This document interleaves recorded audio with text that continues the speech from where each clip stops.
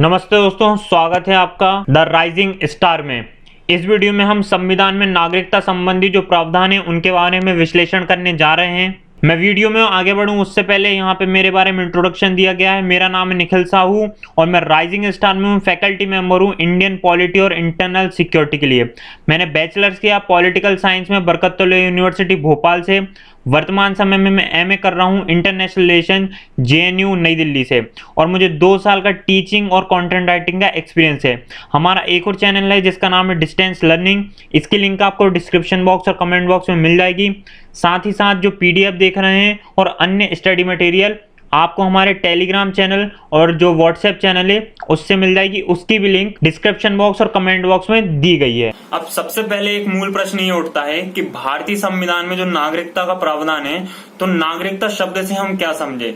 तो दोस्तों, सरल शब्दों में जो नागरिक होते हैं वो भारत के मूल सदस्य होते हैं, वो पूर्ण सदस्य होते हैं, उनकी भारतीय संविधान में आस्था होती है। साथ ही साथ नागरिकता संबंधी जितने भी अधिकार हैं, राजनीतिक अधिकार हैं, मौलिक अधिकार हैं, वो उनको प्रदान होते हैं। वहीं दूसरी तरफ विदेशी नागरिक होते हैं जिन्हें इन अधिकारों से वंचित रखा जाता है, लेकिन कुछ मूल अधिकार हैं जो उनको भी प्रदान किए जाते हैं, परंतु उनको सभी नागरिक और राजनीतिक अधिकार नहीं दिए जाते हैं। अब आपके सामने एक लिस्ट दी गई है जो केवल विशेष अधिकार दिए गए हैं भारत के नागरिक को, ना कि किसी विदेशी नागरिक को। मतलब कि ये जो आपके सामने अनुच्छेद 15, 16 और जो 17 है और जो 29 और 30 है, ये केवल भारतीय नागरिक को है, विदेशी नागरिक को नहीं है।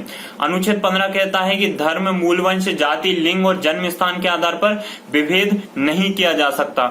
मतलब मान लीजिए कि आप कहीं जा रहे हैं, किसी मंदिर में जा रहे हैं, किसी ऑफिस में जा रहे हैं या कहीं और जा रहे हैं, तो आपको धर्म, लिंग, जाति, मूल वंश और जन्म स्थान के आधार पर उससे बाहर नहीं रखा जा सकता। आपसे ये नहीं कहा जा सकता कि भाई आप सुनो, आप इस धर्म के हो तो आपको मंदिर में प्रवेश की इजाजत नहीं है, या आपसे ये नहीं कहा जा सकता कि आप इस लिंग या इस जाति के हो तो आपको ऑफिस में हम प्रवेश नहीं दे सकते, इत्यादि बातें। ठीक है। वहीं दूसरी तरफ है लोक नियोजन के विषय में अवसर की समानता। ये बात लिखी है अनुच्छेद 16 में। अनुच्छेद 16 ये बात करता है कि मान लीजिए आपको आईएएस, आईपीएस बनना है, आपको सिविल सर्वेंट बनना है, तो आपको ये जो ऊपर जितने अनुच्छेद 15 में जो बातें कही हैं उस आधार पर आपको असमान नहीं बताया जा सकता। आपको ये नहीं कहा जा सकता कि आप मान लीजिए कि आप इस लिंग के हैं तो आपको यूपीएससी देने को नहीं मिलेगा। ऐसा कतई नहीं है। अगर आपके साथ ऐसा होता है तो आप अनुच्छेद 32 के अंतर्गत सर्वोच्च न्यायालय जा सकते हैं। अपने मूल अधिकार को लागू कराने के लिए आप रिट जारी कर सकते हैं। अब बात आती है अनुच्छेद 19 की, जिसमें अभिव्यक्ति की स्वतंत्रता, सम्मेलन करने की स्वतंत्रता, संघ बनाने की स्वतंत्रता, संरचरण करने की स्वतंत्रता, मतलब एक देश में दूसरे के हिस्से में जाने की, मतलब आवागमन करने की स्वतंत्रता, निवास करने की स्वतंत्रता और व्यवसाय करने की स्वतंत्रता। अनुच्छेद 19 ये सभी आपको अधिकार देता है कि आप अभिव्यक्ति की स्वतंत्रता से लेके व्यवसाय करने की स्वतंत्रता तक प्राप्त कर सकते हैं। ये बात जो अनुच्छेद 19 में लिखी है केवल और केवल भारतीय नागरिक को प्राप्त है, किसी और को प्राप्त नहीं है। मतलब विदेशी नागरिक इन पे क्लेम नहीं कर सकता है। और अंत में है अनुच्छेद 29 और 30। इसमें संस्कृति और शिक्षा संबंधी अधिकार दिए गए हैं। मतलब कि जो अल्पसंख्यक समुदाय है उनको संस्कृति और शिक्षा पे एक विशेष अधिकार ये दिया गया है कि वो उसका संरक्षण कर सकते हैं, उसको प्रीच कर सकते हैं। उदाहरण के रूप में मैं आपको बताता हूँ, आपने देखा है भारत में बहुत सारे मदरसे हैं, साथ ही साथ क्रिश्चियन के जो मिशनरी स्कूल्स हैं वो खुले हुए हैं, तो वो अनुच्छेद 29 और 30 के अंतर्गत खोले हुए हैं। ठीक है दोस्तों।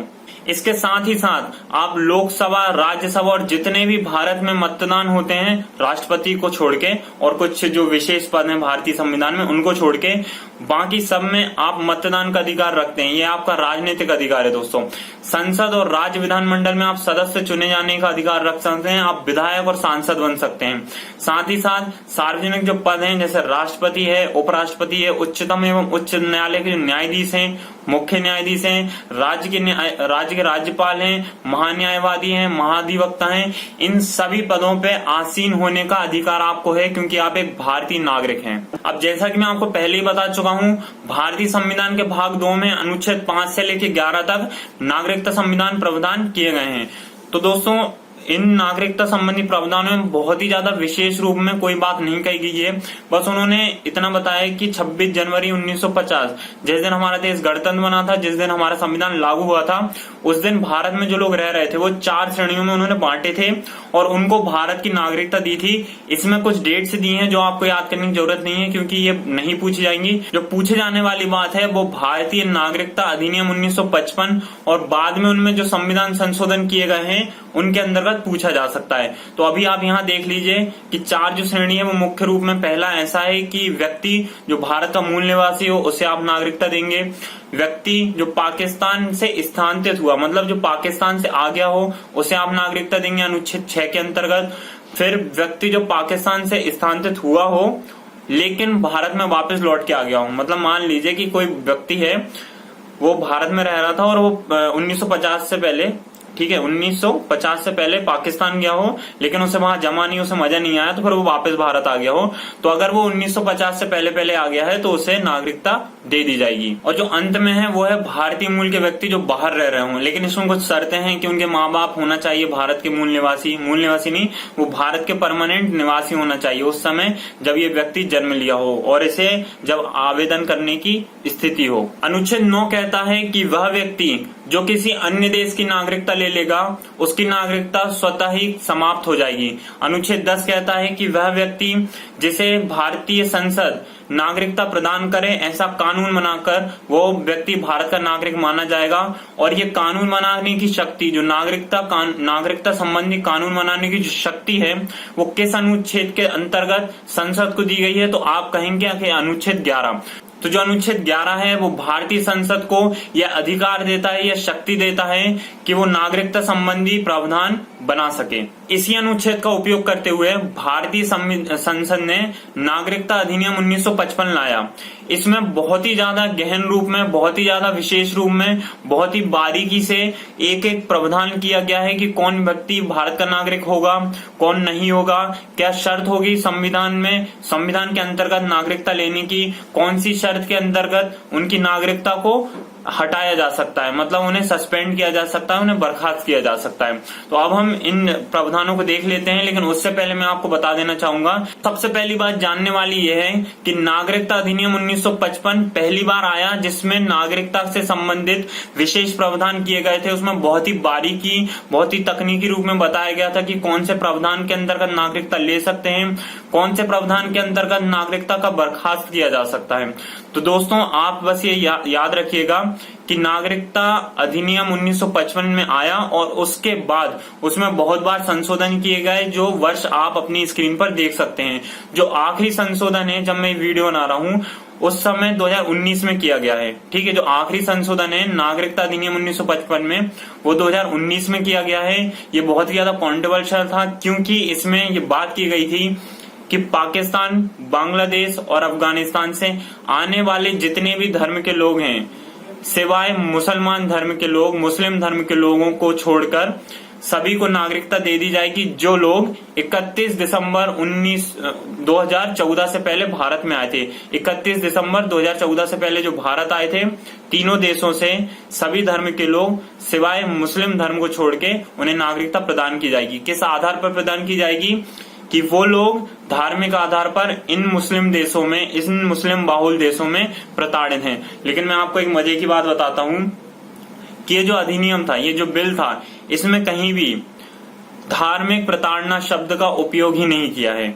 और ये लोग, मतलब माफी चाहता हूं, लेकिन संसद में ये बिल का बहुत ज्यादा विरोध हुआ, देश में भी बहुत ज्यादा विरोध हुआ। हालांकि इसमें बहुत सारे मतलब सकारात्मक परिणाम भी हमको देखने को मिलेंगे। जैसे 30,000 जो लोग हैं, जो 30,000 लोग आए हैं, माइग्रेट किए हैं अन्य तीनों देशों से, उन्हें नागरिकता मिल जाएगी। तो ये आईबी की रिपोर्ट है, आईबी की रिपोर्ट का हवाला देते हुए मैं आपसे बात कर रहा हूं। तो उन्होंने कहा 30,000 लोगों को नागरिकता मिल जाएगी, तो अच्छी बात है, वो किसी देश के तो नागरिक बन पाएंगे, उन्हें कुछ राइट्स मिल पाएंगे, वो अच्छा अपना जीवन वहन कर पाएंगे। तो इससे ये सकारात्मक फायदे भी हैं, बहुत सारे नकारात्मक बातें भी है इससे, इस अधिनियम में। तो वो हम अगली कोई वीडियो बना लेंगे इस पे डेडिकेट, उस पर हम चर्चा कर लेंगे। दोस्तों अब मैं आपका स्पेशल अटेंशन चाहता हूं क्योंकि अब जो आप आपके सामने स्लाइड देख रहे हैं, यहां से क्वेश्चन बनना चालू होते हैं। प्री में खासकर ये क्वेश्चन आ सकते हैं। नागरिकता अधिनियम 1955 में 5 बातें की गई हैं जिनके आधार पर आप नागरिकता ले सकते हैं।